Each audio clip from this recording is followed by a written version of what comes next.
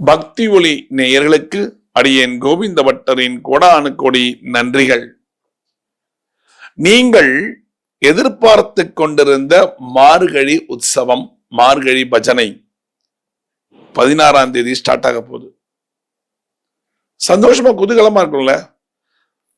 கொட்டுகின்ற பனியிலே காலையில குளிச்சுட்டு ஆடி அந்த சிலு சிலு சிலுன்னு இருக்கிற அந்த பச்சை தண்ணி அப்படியே மேல ஊத்திக்கிட்டு, எப்படி ஊத்திப்போம்? ராமா கோவிந்தா கிருஷ்ணா அப்படித்தானே ஊத்திப்போம். ஊத்திட்டு ஒரு சின்னதா ஒரு நாமத்தை போட்டுட்டு அந்த பனியில வந்து எல்லாம் போட்டுட்டு சொட்டரெல்லாம் போட்டுட்டு அந்த காதெல்லாம் மூட்டிட்டு அந்த ஒரு பனி காத்தடிக்கும் பாத்தீங்களா, அப்படியே ரொம்ப சிலு சிலு சிலுன்னு இருக்கும், சில்லாவும் இருக்கும், உடம்புல கொஞ்சம் ஹீட்டாவும் இருக்கும்.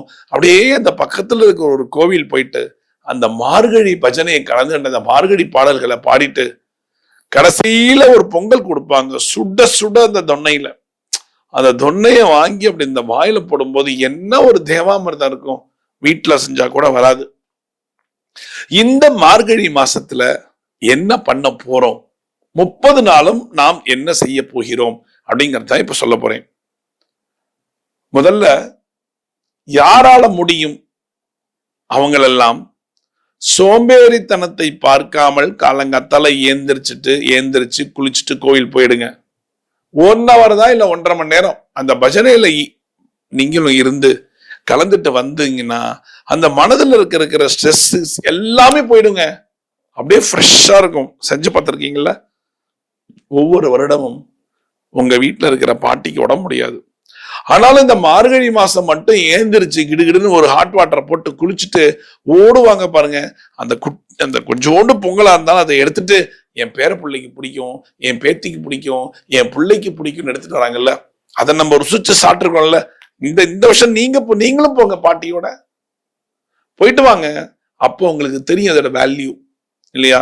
மார்கழி திங்கள் மது நிறைந்த நன்னாளாம்னு ஆரம்பிப்பாங்க கோஷ்டி. அருமையா இருக்குங்க. ஒவ்வொரு கோவில்கள்லையும் ஒவ்வொரு பெருமாள் கோவில்லையும் அந்த திருப்பாவை என்கிறது எல்லாரும் கோரஸா பாடுவாங்க. எத்தனை பேர் இருக்காங்களோ அத்தனை பேர் அந்த பாடும் பொழுது அந்த கோவிலே அப்படியே அதிரும், அப்படியே அந்த அளவு ஒரு வைப்ரேஷன் இருக்கும். சரி, இந்த மார்கழி மாசம் என்னென்ன விரதம் இருந்தால் நமக்கு என்னென்னலாம் கிடைக்கும், என்னென்னைக்கு இருக்கணுங்கிறது தான் நான் இப்ப சொல்ல போறேன். மார்கழி 30 நாள் சார், 30 நாள்லாம் விரதம் இருக்க முடியாதுங்க. என்னால 30 நாள் விரதம் இருக்க முடியாது. அவங்களுக்கு தான் இப்ப இந்த கண்டென்ட். என்ன 30 நாள் இருக்க முடியலையா? பரவாயில்ல, கவலையே படாதீங்க. இன்று ஒரு நாள் நீங்க ஆனா கொஞ்சம் கடுமையா செய்யணும். என்ன செய்யணும்? 30 பாசுரங்களையும் பாடணும். ஒரு அரை மணி நேரம் இல்லையா? பரவாயில்ல, யாராவது பாடுவதை கேட்டு உட்காந்துங்க. காலங்காத்தால குளிச்சுட்டு வாங்க, ஒண்ணு கோவில் போங்க, நேர கோவில்ல போயிட்டு அந்த 30 பாசுரங்களையும் காதால கேட்டு எதுவுமே பேசாதீங்க. தயவு செஞ்சு கோவில் நிறைய இந்த கோஷ்டிக்கு போனாங்கன்னா அப்பதான் செல்போன் பேசுறாங்கல்ல, பக்கத்துல இருக்கிற பேசுறாங்க, பேசவே கூடாது. செல்போன் எல்லாம் சைலண்ட்ல போடுங்க. அரை மணி நேரம் ஒன்னும் ஆகாது. அந்த அரை மணி நேரம் நீங்க அந்த பாடல்களை கேட்டுட்டு அங்க இருக்கிற பிரசாதமான பொங்கலை சாப்பிட்டுட்டு வீட்டுக்கு வந்துருங்க. ஒரு நாள் போங்குங்க. ஒரு நாள் போனா அந்த 30 நாள் பலன் கிடைக்கும். விரதம் அன்னைக்கு ஃபுல்லா இருங்க. 1 டே ஃபுல்லா ஆண்டாள நினைச்சு, கோதை நாச்சியார், சூடி கொடுத்த சுடருடைய நாச்சியார், அந்த நாச்சியாரை நினைச்சு 1 டே விரதம் இருங்க. ஃபுல் டே இருக்க வேண்டாம். காலையில போங்க, அந்த பஜனையில கலந்துகிட்டு அங்க கொடுக்கிற பொங்கல் பெருமாளுடைய பிரசாதம் ஒரு வாய் எடுத்து கண்ணில் ஒத்தி வாயில போட்டுக்கோங்க. முடிஞ்சு போச்சு. அன்று மட்டும் எதுவும் சாப்பிடாதீங்க. ராத்திரி வேலை சாப்பிடுங்க போதும். யார் யாருக்கு இதனால என்னென்ன பலன்கள் இருக்குல்ல அதுவும் சொல்லணும்ல. விரதம் இருந்தா எனக்கு என்ன கிடைக்கும் பலன்?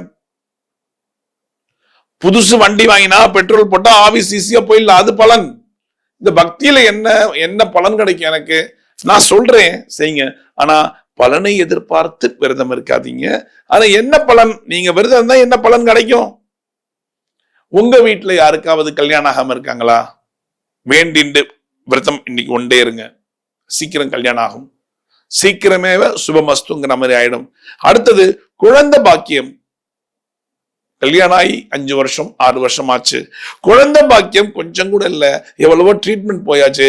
இன்று யாருக்கு குழந்தை வேணுமோ அவங்க தயவு செஞ்சு விரதம் இருங்க. இன்னைக்கு ஃபுல் டே விரதம். கொஞ்சம் கஷ்டமா தான் இருக்கும், பரவாயில்ல. விரதம் காத்தால கோவில் பொங்கலை கொஞ்சமா சாப்பிடணும். ஒரு தொன்னை ஃபுல்லா சாப்பிட்டு நான் விரதம்னு சொல்லக்கூடாது, கொஞ்சமா சாப்பிடணும்.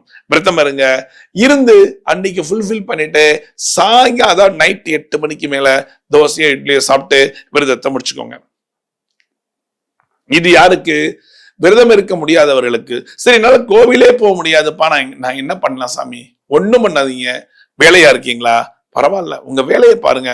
ஆனா 9 மணிக்காவது ஒரு 8 கோவில போய் பார்த்துட்டு தீர்த்தம் வாங்கி வந்துருங்க. இது தினமும் செய்யுங்க. மார்கழி மாசம் மட்டும் இல்ல, உங்களால முடிஞ்ச அன்னைக்கு தினமும் காலையில ஆபீஸ் போகும்போது டக்குன்னு ஒரு கோவில் ஒரு எட்டி பார்த்துட்டு ஒரு சுத்திட்டு, இல்ல கும்பலா இருக்குன்னா பரவாயில்ல, கோவில் காலடியில வச்சு அந்த கோவில்ல காலடி வச்சாலே போதுமானது. ஆண்டாளை எட்டி பார்த்துட்டு நீங்க கிளம்பி போயிட்டே இருங்க. ஆனா என்னைக்கு லீவோ அன்னைக்கு கண்டிப்பா போய் பூஜையில கலந்துக்கிட்டு தீர்த்தம் வாங்கிக்கோங்க, முடிஞ்சு போச்சு. இது மார்கழி 1ஆம் தேதியில இருந்து நீங்க செய்ய வேண்டிய வேலைகள். இது குழந்தை பாக்கியம், வேலையில்லா திண்டாட்டம், வேலையே இல்ல, வேலையே கிடையாது, நல்லா படிச்சுட்டேன், நல்ல டிஸ்டிங்ஷன், ஆனா வேலை கிடைக்கல, அந்த வேலையில்லா திண்டாட்டம் இதெல்லாமே உங்களுக்கு சக்சஸ் ஆகும்.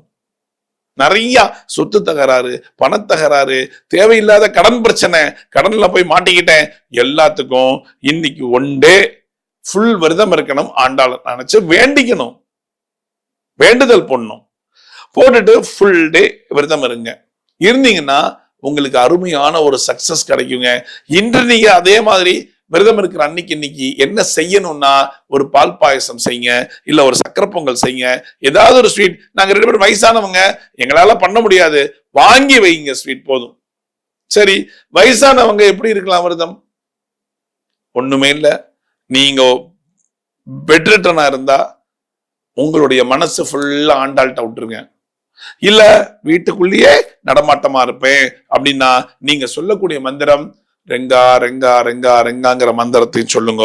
அப்புறம் ஸ்ரீ கோதை நாச்சியார் நமக, உட்கார்ந்த இடத்துல சொல்லணும், ஸ்ரீ கோதை நாச்சியாரே நமக அப்படின்னு 18 முறை சொல்லுங்க.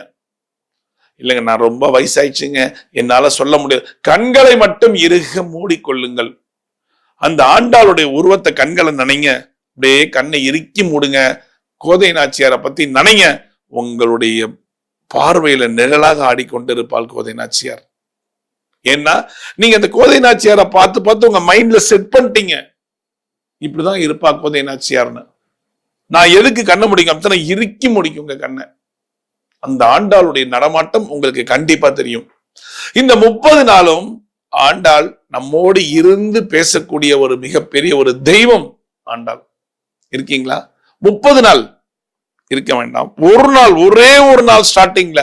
ஆனா 30 நாளும் தினம் தினம் அந்தந்த பாசுரத்தை மட்டும் நீங்க வீட்டுல சொல்லிட்டு வாங்க போதும். இன்னைக்கு மார்கழி, அடுத்த நாள் என்ன, அடுத்த நாள் என்ன, அடுத்த நாள் என்ன, அடுத்த நாள் என்ன, 30 நாள். 30 நாள் ஒரு பாசுரம் ஒண்ணு நீங்க சொல்லுங்க. இல்லைனால சொல்லவே முடியாது அப்படின்னா நீங்க கேளுங்க, யாரையாவது உங்க வீட்டுல இருக்கிறவங்களை சொல்ல சொல்லி நீங்க கேளுங்க, கேட்டால் போதுமானது. அப்ப ஏகப்பட்ட புண்ணியத்தை நீங்க எடுத்துக்க போறீங்க. கரெக்டுங்களா? 30 நாள் விரதம் இருக்கவே முடியாதுன்னு நினைக்கிறவங்க இந்த ஒரு நாள் இருக்கலாம். சரி, நான் இங்கேருந்து நான் டூர் போயிட்டு இருக்கேனே, நான் எங்க எந்த ரூம்ல இருப்பேன்னு தெரியாது, நான் என்ன பண்றது? ஒண்ணும் பண்ண வேணாம், மானசீகமா ஆண்டாளை நினைச்சு, நட்ஸ் இருக்குல்ல, முந்திரி பருப்பு, கொஞ்சம் திராட்சை, ரெண்டுத்தையும் கல்கண்டு ரெண்டுத்தையும் கலந்து நீங்க இருக்கிற ரூம்ல கிழக்கு சைடு பார்த்து 2 கைகளையும் கூப்பி ஓம் கோதை நாச்சியாரே நமக, சர்வம் ஸ்ரீ கிருஷ்ணார்ப்பணம் அப்படின்னு சொல்லிட்டீங்கன்னா இது எல்லாமே ஆண்டாளுக்கு போய் சேர்ந்துரும் மானசீகமாக. கரெக்டுங்களா? இப்படியும் பண்ணலாம். நீங்க எங்க ரூம்ல இருக்கீங்களோ அங்க எந்த கோவில் பார்த்தாலும் நேர போய் தரிசனம் செய்து விட்டு வாருங்கள், போதுமானது. இல்ல எனக்கு டைம் இல்ல, ஆபீஸ் போகும்போது அப்படியே பண்ண பரவாயில்ல, ஆனா லீவு நாள்ல நீங்க உங்க டயத்தை ஆண்டாளுக்காக நீங்க ஸ்பெண்ட் பண்ணித்தான் ஆகணும். லீவ் நாள்ல போங்க, ஆண்டாளை பாருங்க, ஆண்டாளுடைய பாசுரத்துல கலந்துக்கோங்க, உங்களுக்கு அப்படி ஒரு வைப்ரேஷன் கிடைக்கும். இதான் மார்கழி திங்கள் ஃபுல்லாவே.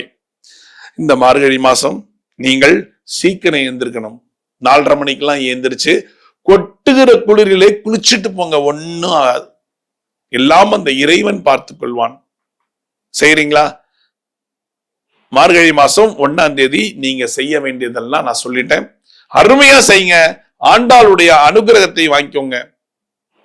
மீண்டும் ஒரு சாஸ்திர சம்பிரதாயத்தில் நான் உங்களை சந்திக்கிறேன். பக்தி ஒளி நேயர்களுக்கு அடியேன் கோவிந்த பட்டரின் கோடானு கோடி நன்றிகள்.